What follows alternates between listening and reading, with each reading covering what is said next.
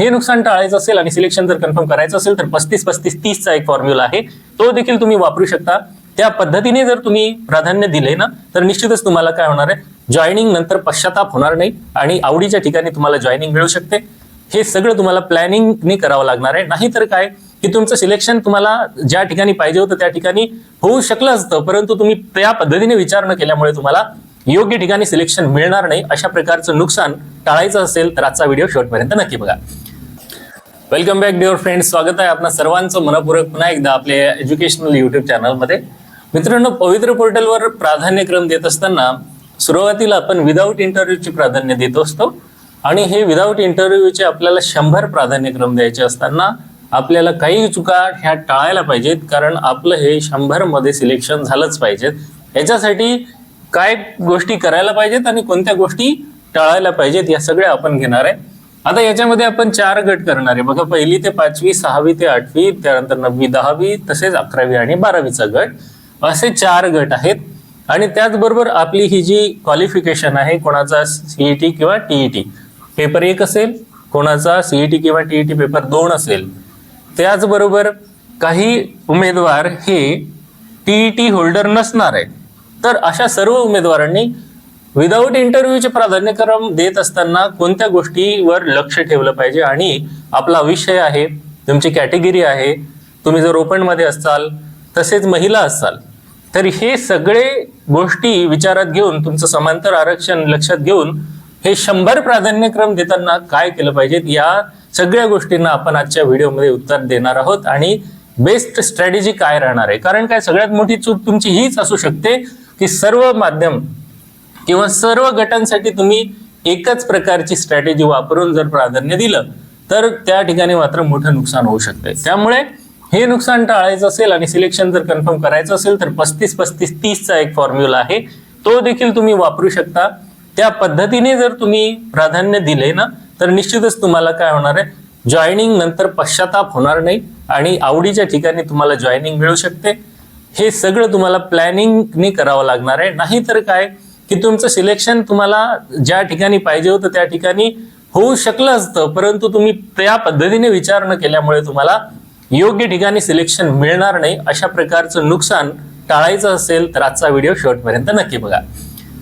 तत्पूर्वी मित्रांनो, जर तुम्ही चॅनलवर नवीन असाल तर आत्ताच आपल्या या चॅनलला सबस्क्राईब करून घ्या आणि बेल आयकॉनला प्रेस करा, जेणेकरून तुम्हाला असे शिक्षक भरती तसेच पवित्र पोर्टल यांच्या संदर्भातील महत्त्वपूर्ण अपडेट्स मिळत जातील. चला तर मग सुरू करूया आजच्या या आपल्या महत्त्वपूर्ण व्हिडिओला.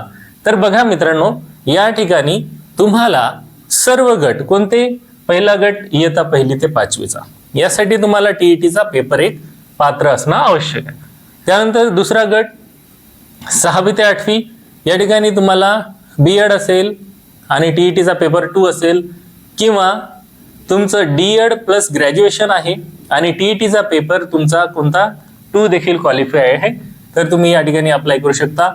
9वी, 10वी आणि 11वी, 12वीला तुम्हाला टीईटी किंवा सीटीईटी क्वालिफाय नसेल तरी देखील तुम्हाला ते प्राधान्य देता येतात. फक्त तुम्हाला शिक्षक अभियोग्यता आणि बुद्धिमत्ता चाचणीचा जो स्कोअर आहे तो बऱ्यापैकी असला पाहिजेत. आता सगळ्यात पहिले आपण पहिला जो गट आहे तो इयत्ता 1ली ते 5वी यांच्यासाठी काय करायला पाहिजेत हे आपण सांगणार आहोत. परंतु हे सांगण्याच्या अगोदर काय, तुमचं माध्यम कोणतं आहे, तुमची कॅटेगरी कोणती आहे, हे सगळं तुम्हाला माहीत असलं पाहिजे. एक गोष्ट लक्षात ठेवा, मराठी माध्यमाच्या उमेदवाराला मराठी माध्यमाच्या शाळा येतात, पण तो सेमी इंग्रजीच्या शाळेला देखील पात्र ठरू शकतो आणि त्या ठिकाणी तुमची निवड देखील होऊ शकते. सेमी इंग्रजीच्या ज्या शाळा आहेत ना त्यासाठी इंग्रजी माध्यमाची अट असावी. डीएड, बीएड हे जे आहे इंग्रजी माध्यमात झालेल्या उमेदवारांना त्या ठिकाणी प्राधान्य देता येते. पण एक रूल आहे की ज्याच्यामध्ये सांगितलेलं आहे की जर त्या माध्यमाचे कॅन्डिडेट उपलब्ध झाले नाहीत, म्हणजे इंग्रजी माध्यमातून व्यावसायिक अर्हता पूर्ण करणारे उमेदवार भेटले नाही, तर ज्यांची हायर क्वालिफिकेशन आहे, म्हणजे ज्यांचं MA आहे, MSc आहे किंवा इतर जी काही उच्च शैक्षणिक पात्रता असलेले, परंतु कधी इयत्ता 10वीला आहे ना, इयत्ता 10वी किंवा 12वी शालांत परीक्षा ज्याला आपण म्हणतो, तर इयत्ता 10वीला त्यांचं जर इंग्रजी असेल आहे की नाही, तर तसे उमेदवार देखील काय असतील, या सेमी इंग्रजीच्या शाळांना पात्र असतील असा देखील एक नियम आहे. त्या गोष्टीचा देखील तुम्ही विचार करून घेऊ शकता आणि आपलं जे प्राधान्यक्रम देत आहेत तर त्यासाठी त्याचा वापर करून घेऊ शकता. चला तर आता सुरू करूया पहिल्या गटाची माहिती. मित्रांनो, व्हिडिओ थोडा मोठा झाला तरी शेवटपर्यंत नक्की बघा, कारण याच्यामुळे तुम्हाला सिलेक्शन होण्यासाठी खूप महत्वाची जी संकल्पना आहे ती क्लिअर होणार आहे आणि तुम्हाला निश्चितच त्याचा फायदा होणार आहे. आता 1ली ते 5वीला सगळ्यात पहिली गोष्ट म्हणजे जास्तीत जास्त पर्यायाचा तुम्ही विचार करा. कारण काय की 1ली ते 5वीला तुम्हाला बघा त्या ठिकाणी जिल्हा परिषद येणार आहेत, त्यानंतर महानगरपालिका येणार आहेत, त्यानंतर नगरपालिका आहेत, त्यानंतर काही खाजगी शैक्षणिक संस्था पण असतात की ज्यांना विनामुलाखत प्राधान्यक्रम देण्यासाठी त्यांनी पवित्र पोर्टलमध्ये नोंदणी केलेली असते. या सगळ्या पर्यायांचा तुम्हाला जास्तीत जास्त विचार करायचा आहे आणि प्रामुख्याने यामध्ये तुम्हाला प्राधान्यक्रम देताना प्रायोरिटी द्यायची आहे. तर तुम्ही जिल्हा परिषद, महानगरपालिका, नगरपालिका, खाजगी शैक्षणिक संस्था यापैकी 100 प्राधान्य द्यायचे आहेत. बरोबर आहे. 1ली ते 5वीचा विचार करत आहेत तर त्यामध्ये 35, 35 आणि 30 हा जर फॉर्म्युला तुम्ही लागू केला सगळ्याच ठिकाणी तुम्ही लागू करू शकता. आता हे 35 काय, तर हे पहिले 35 प्राधान्य तुम्हाला 100 प्राधान्यक्रमाला तुम्हाला पहिले 35, दुसरे 35 आणि शेवटी किती राहिले 30 यामध्ये डिवाइड करायचं आहे. पहिले 35 असे तुमचे प्राधान्यक्रम निवडायचे की ज्या ठिकाणी तुम्हाला जॉईन व्हायचंच आहे, भलेही तुमचा तिथे मेरिट बसो किंवा न बसो. लक्षात घ्या, पहिले प्राधान्यक्रम तुम्हाला तेच ठिकाणं द्यायचे आहेत ज्या ठिकाणी तुम्हाला जाण्याची खूप इच्छा आहे, ते तुमच्या सोयीचे आहेत आणि तुमची इच्छा आहे की यस माझी निवड या ठिकाणी झाली पाहिजे. सगळ्यात पहिले माझा होम डिस्ट्रिक्ट, त्यानंतर माझ्या होम डिस्ट्रिक्ट मधल्या सगळ्या 35 आस्थापना देणार आणि त्याच्यानंतर नेबरिंग डिस्ट्रिक्ट, त्या नेबरिंग डिस्ट्रिक्टला तुम्ही टार्गेट करू शकता, त्या ठिकाणच्या 35 आस्थापना देऊ शकता आणि नंतर दूरच्या आस्थापना ज्या ठिकाणी नंबर लागला तर ठीक आहे, कसं का असे नाही नोकरी लागणं महत्वाचं आहे, मग ठीक आहे आपण जाऊ आणि जॉईन करू. हे असे जे ठिकाण आहेत ते तुम्हाला शेवटी ठेवायचे आहेत. हे 100 प्राधान्यक्रम देत असताना आपण विना मुलाखतचा विचार करत आहोत. विथ मुलाखत म्हणजे विथ इंटरव्ह्यूला फक्त 50च प्राधान्यक्रम द्यायचे. त्याची रणनीती तुम्हाला पुढच्या व्हिडिओमध्ये देणार आहे. तर आलं का लक्षात, तुम्हाला पहिले 35 तुम्हाला कन्फर्म ज्या ठिकाणी जायची तीव्र इच्छा आहे त्याच ठिकाणी द्या. दुसरे 35 हो ठीक आहे आपण या ठिकाणी जॉईन करू शकतो, त्या 35ला टार्गेट करायचंय प्राधान्यक्रमानं आणि त्याच्यानंतर ठीक आहे नोकरी लागणं महत्वाचं आहे म्हणून मी या ठिकाणाला देखील प्राधान्य देईन. आता आणखीन एक गोष्ट लक्षात ठेवा, जिल्हा निवडताना बॅलन्स ठेवा. फक्त घराजवळचेच पर्याय न ठेवता जिथं निवडीची शक्यता आहे ना, आता काय की हे सगळे आपल्या घराजवळचेच आपण 100 प्राधान्यक्रम द्यायचे असं करू नका. सगळे आपल्या घराजवळच्याच तुम्ही निवडून प्राधान्य देणार आहे, तुमची निवड तिथेच होणार आहे असं नाहीये. म्हणून हे 35 डिवाइड केलेले आहेत आपण. ज्या ठिकाणी जवळचे आहेत ते 35 देऊन टाका आणि नंतर मग तुम्ही काय करायचंय, जिथं तुम्हाला जॉईन करणं शक्य आहे आणि जिथे मग नंबर लागला तरी मी जाण्यास तयार आहे असे डिवायडेशन करायचं आहे आणि प्राधान्यक्रम द्यायचा आहे. आता कोणत्या चुका करायच्या नाहीत हे लक्षात घ्या. नंबर 1, फक्त शहरातल्या शाळांना टार्गेट करू नका. काय की तुम्हाला वाटतं की नको ग्रामीण भाग आहे तिकडे ना इंटेरियर भागात जायचं नाही, असं करायचं नाही. ठीक आहे. नंबर 2, कमी जागा ज्या ठिकाणी आहेत तुम्ही ते ठिकाण पूर्ण वाचतच नाही, त्यामुळे पूर्ण जाहिरात ओपन करूनच पाहायची नाही आणि तिथे प्रिफरन्स द्यायचा नाही, अशा चुका करू नका. कधी कधी काय की जागा कमी असू द्या, तुमच्यासाठी फक्त एकच जागा लागणार आहे आणि त्या जागेवर तुमचं सिलेक्शन पण होऊ शकते. जास्त जागा आहेत म्हणून चला तिकडेच देऊ प्राधान्य, चला जास्त जागा आहेत तिकडेच देऊ प्राधान्य, असं सगळ्यांनी विचार केला तर त्याच ठिकाणी गर्दी वाढणार आहे आणि मेरिट पण वाढून जाईल. ज्या ठिकाणी 2, 1, 3 अशा जागा आहेत असू दे ना. तुमचं माध्यम आहे का? हो. तुमचा विषय आहे का? येस. त्यानंतर तुमच्या कॅटेगरीच्या जागा प्लस खुल्या कॅटेगरीच्या जागा. तुम्ही महिला आहात का? तर महिलांचं 30% रिझर्वेशन नुसार तिथे किती जागा आहेत. समांतर आरक्षण, अनाथ, अपंग, दिव्यांग, माजी सैनिक, प्रकल्पग्रस्त, भूकंपग्रस्त हे सगळे तुमचे जर असतील तर त्या गोष्टी तिथे लागू पडतायत का? तर एक जागा जरी असतील तरी रेडी राहा, त्या ठिकाणी प्राधान्यक्रम द्या, त्यांना सोडून देण्याचा प्रयत्न करू नका, ही चूक करू नका. तिसरा की जे शेवटचे प्रिफरन्सेस आहेत, सर आता आम्ही 100 होते मला 70 बस झाले, मी 30च प्राधान्य देणार आहे, बाकी मग मला द्यायचेच नाहीये. काही गरज नाही ना, 100ची मॅक्सिमम लिमिट आहे, 100 प्राधान्यक्रम भरून ठेवा. तुम्हाला जर पहिले 10 दिले आणि त्यामध्ये नाही लागले तर मग काय करायचं. त्यामुळे काय की जेवढे 100 प्राधान्यक्रम आहेत तेवढे 100च्या 100 भरायचे आहेत. होय, मी तुम्हाला सांगतोय मित्र म्हणून हक्काने तुम्हाला सांगत आहे ते तुम्ही करावं कारण नंतर तुम्हाला पश्चाताप करण्याची वेळ आली नाही पाहिजे, ही चूक करू नका. 100चे 100 प्राधान्यक्रम द्या, कारण पहिल्या जे काही तुम्ही दिले त्यामध्ये जर निवड झाली नाही तर पुढच्या जे काही दिलेले प्राधान्यक्रम आहेत त्यामध्ये निवड होऊ शकते. आता तुम्हाला ही माहिती उपयुक्त वाटली तर आता एक लाईक करा मित्रांनो, आणि एक विनंती आहे, चॅनलवर नवीन असाल तर सबस्क्राईब करा, आणि आपल्यासारख्या मित्रांना हा व्हिडिओ जर तुम्हाला उपयुक्त वाटत असेल तर शेअर करा. दिल्याने कोणाचं नुकसान होणार नाही मित्रांनो.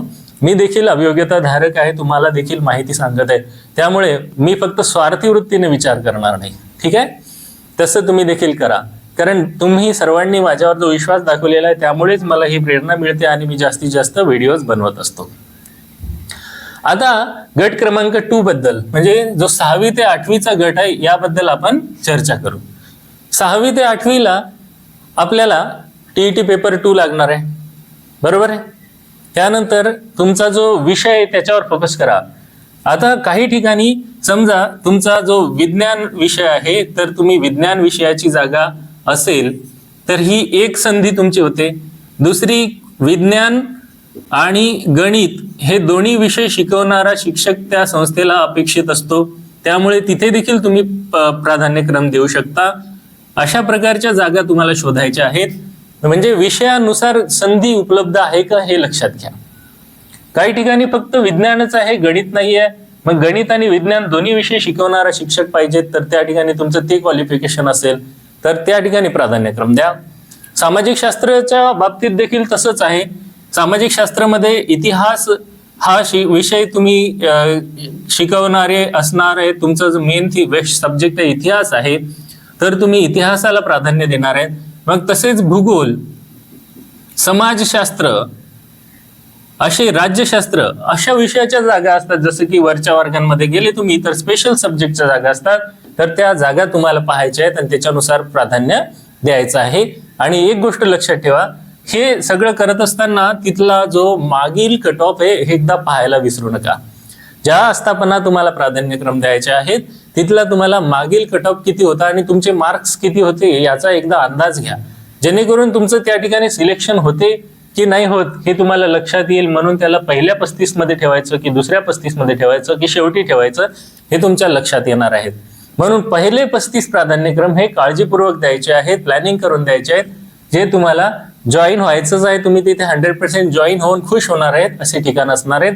त्यानंतर दुसरे 35 की माझी जॉईनिंग इथे शक्यता आहे. पहा, आता पहिले आवडीचे झाले, नंतर इथे शक्य आहे ते ठिकाणी असेल. ओके, आता त्यानंतर काय, आता 6वी ते 8वीला कोणत्या गोष्टी कराव्यात हे जाणून घेतल्यानंतर आता कोणत्या गोष्टी करू नयेत या 3 गोष्टी लक्षात ठेवा. पहिलं एक म्हणजे की कोणत्याही एकाच भागावर लक्ष केंद्रित करायचं टाळा. उदाहरणार्थ तुम्हाला सगळ्या जिल्हा परिषदांना जर तुम्ही टार्गेट करत असाल 6वी ते 8वी तर ते देखील चुकीचं आहे, कारण तुमच्या मेरिटनुसार तुमचा नंबर लागला पाहिजे ना. त्यामुळे जिल्हा परिषदा काही निवडा, त्यानंतर काही महानगरपालिकेच्या शाळा निवडा, काही नगरपालिकेच्या, तसेच काही खाजगी शैक्षणिक संस्थांच्या जागा निवडा आणि 35-35-30चा फॉर्म्युला जो अगोदर सांगितलाय तोच फॉलो करा. म्हणजे सगळ्यात सोयीचे, आवडीचे पहिले ठेवायचे, त्यानंतर दुसरे ज्या ठिकाणी तुम्ही जॉईनिंग करू शकता असे 35 प्राधान्यक्रम, मग ते कोणते असू शकतात, जिल्हा परिषद, नगरपालिका, महानगरपालिका, खाजगी शैक्षणिक संस्था. तसेच शेवटचे 30 रिकामे ठेवू नका. जॉईन होणार नाही अशा ठिकाणी प्राधान्यक्रम देऊ नका. हे एक सगळ्यात महत्वाचं आहे. जिथे तुमची जॉईनिंग होणार नाही, म्हणजे तुम्ही लागले परंतु तुम्ही तो प्राधान्यक्रम दिला पण तुम्हाला तिथे जायचंच नाही, मग ती जागा तुम्हाला प्राधान्यक्रम देऊन त्या ठिकाणी वेस्ट घालवू नका. आलं का लक्षात? सेकंड राऊंड साठी तुमचा विचार होऊ शकतो, पण जर तुम्हाला जिथे जायचंच नाही त्या ठिकाणी तुम्हाला ऑर्डर मिळाली आणि तुम्ही जॉईन झाला नाही तर मग तुम्ही भरतीमध्ये राहणार पण नाही. आलं का लक्षात? एकदा तुम्ही जॉईन झाले की तुम्हाला परत भरतीमध्ये राहता येणार नाही. आणि तुमच्यापेक्षा जास्त मार्क्स ज्या ठिकाणी आहेत त्या ठिकाणी स्पर्धा जास्त आहे, म्हणून जास्त स्पर्धेच्या ठिकाणी देखील प्राधान्य देण्यासाठी तुम्ही रिस्क घेऊ नका. कधी? या ठिकाणी. आणि या ठिकाणी तुम्ही रिस्क घेऊ शकता शेवटी, कारण सुरुवातीला ते प्राधान्यक्रम द्या जिथे तुम्हाला जायचंय, त्यानंतर ते प्राधान्यक्रम द्या ज्या ठिकाणी तुमचा नंबर लागू शकतो, आणि शेवटी ते प्राधान्यक्रम ठेवा की जिथे आपण गेलो तर जॉईन नक्कीच करू शकतो. पुढचा गट आहे 9वी ते 10वी. 9वी ते 10वी मध्ये पहा तुमच्या विषयाची जास्तीत जास्त ऑपॉर्च्युनिटी कुठे आहे, कारण इथे तुम्हाला TET ची अट नाहीये.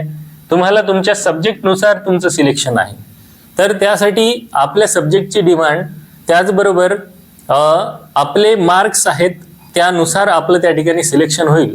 म्हणजे मेरिटनुसार आपला नंबर कुठे लागू शकतो. स्पर्धा कमी आहे अशा ठिकाणी कमी मार्क्सवाल्यांनी टार्गेट करायचं, ज्यांचं मार्क्स जास्त किंवा ॲव्हरेज आहेत त्यांनी ज्या ठिकाणी आपला नंबर लागू शकतो असे जे ठिकाण आहेत त्या ठिकाणांना प्राधान्यक्रम सुरुवातीला द्यायचा आहे. हाच फॉर्म्युला 9 ते 10 तसेच 11वी ते 12वीला देखील फॉलो करायचा आहे. आता पुढे बघा, पुढे काय की केवळ प्रसिद्ध शाळांनाच आपण टार्गेट नाही करायचं, कारण प्रसिद्ध शाळांच्या मागे जास्त मेरिटवाले उमेदवार असतात. तुमचे मार्क्स चांगले असतील तर तुम्ही करू शकता. सगळ्यात महत्वाचं म्हणजे तिथल्या मागील कट ऑफचा विचार करा, स्पर्धेला दुर्लक्ष करू नका. शेवटी उरलेले प्रिफरन्सेस वाया घालवू नका. ते शेवटचे 30 प्रिफरन्सेस देखील तुम्ही द्यायला पाहिजेत. ज्यांचं 11वी ते 12वी आहे त्यांनी काय करायला पाहिजेत, तर तुमचा विषय आणि माध्यमानुसार तुम्हाला डिसिजन घ्यायचा आहे. त्याच पद्धतीने हे 35 आणि 30चा फॉर्म्युला देखील तुम्ही त्या ठिकाणी लागू करू शकता. त्यानंतर तुमच्या विषयाची मागणी घेऊन, म्हणजे विषयाला तुमची किती डिमांड आहे त्या ठिकाणी ते लक्षात घेऊन तुम्ही तिथे प्राधान्य द्या. त्यानंतर तिथे जागा किती आहेत आणि स्पर्धा किती आहे, त्यामध्ये आपले मेरिट आहे याचा तुम्ही विचार करा.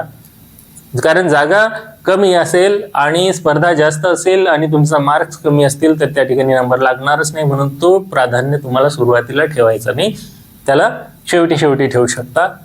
शेवटचे जे प्रिफरन्सेस असतील ना, तर त्या ठिकाणी मात्र तुम्ही प्रॅक्टिकली विचार करून प्राधान्य द्या. आणि जॉईनिंग ज्या ठिकाणी होणं शक्य आहे त्याच ठिकाणी प्राधान्यक्रम द्या. अशा ठिकाणांचा तुम्ही समावेश करा मित्रांनो. फक्त मोठ्या शहरांवर टार्गेट करू नका. माझे मार्क्स जास्त आहेत, मी कुठेही लागू शकतो असा खोटा आत्मविश्वास बाळगू नका. कारण स्पर्धा मोठी आहे आणि जागा लिमिटेड असतात ना, त्यामुळे ओव्हर कॉन्फिडन्सने तुमचं नुकसान होऊ शकते. म्हणून ॲट द लास्ट मुमेंट पर्यंत तुम्ही देखील ओव्हर कॉन्फिडन्समध्ये राहू नका. प्राधान्यक्रम देताना ह्या गोष्टीचा काळजीपूर्वक विचार करा आणि कोणाचे पाहून प्राधान्यक्रम देऊ नका. कारण तुमचा विषय, तुमचे सब्जेक्ट, तुमचे मार्क्स हे सगळं वेगळं असते ना, तुमची कॅटेगरी वेगळी आहे. त्यामुळे सगळ्या गोष्टींना कॉपी अँड पेस्ट कधीच करू नका. सर्वात महत्वाचं म्हणजे आता हे 1ली ते 8वी किंवा 9वी ते 12वी हे सगळे 1ली ते 12वी पर्यंतचे प्राधान्य देत असताना 3 गोष्टीमध्ये त्याचं डिवायडेशन करा. पहिले 35 प्राधान्य जे असतील तुमचे 100 पैकी ते ड्रीम प्रेफरन्सेस असतील, म्हणजे मला इथे नोकरी लागली पाहिजे ते द्या.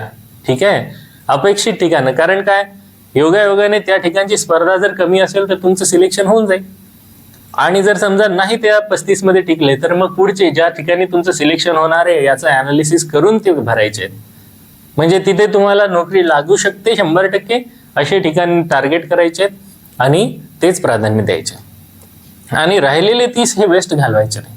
शेवटचे जे 30 आहेत है ना, त्या ठिकाणी मात्र कुठेही तुम्हाला नोकरी लागणं गरजेचं आहे ना, ही मानसिकता ठेवून ते ठिकाणं निवडायचे. परंतु नोकरी लागली आणि मी तिथे जाऊन जॉईन करू शकतो असे ठिकाणं ते तुम्ही जर निवडले, म्हणजे सुरक्षित पर्याय दिले, तर मात्र तुम्हाला निवड झाल्याच्या नंतर पश्चाताप होणार नाही, है की नाही.